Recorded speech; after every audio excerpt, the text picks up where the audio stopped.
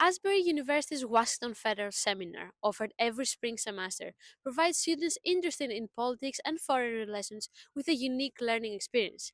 This semester, 7 students traveled to Washington, D.C. to participate in the National Association of Evangelicals conference, while also immersing themselves in the energy of the nation's capital. I feel like the conferences and the speakers that were brought to us, they were definitely eye-opening, and it was more like an in-depth conversation with them, and I learned a lot. So the conference speakers were mostly like senators. We had a couple people with like bipartisan groups.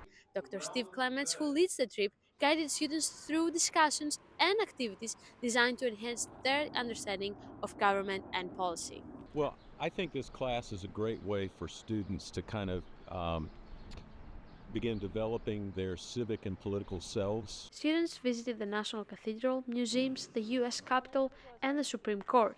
They also met with senators, representative staff, and former politicians. I think all of us enjoyed the different perspectives from the 6 senators that we heard from, and then the people from a variety of different advocacy groups and interest groups and the NAE itself. Even though the trip to Washington, D.C. and the National Association of Evangelicals conference is over, the class will meet 3 more times.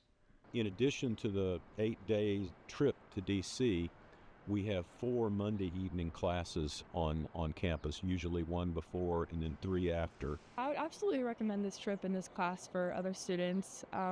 It's just a great way to learn about yourself more, figure out like what you want to do in life. Like, do you want to work in a big city? Do you want to work in politics? Do you want to work bipartisanly? We're just hopeful that we can continue doing this, keep this tradition going at the university. From Washington, D.C., I'm Sebastian Devagnotti, Newswatch.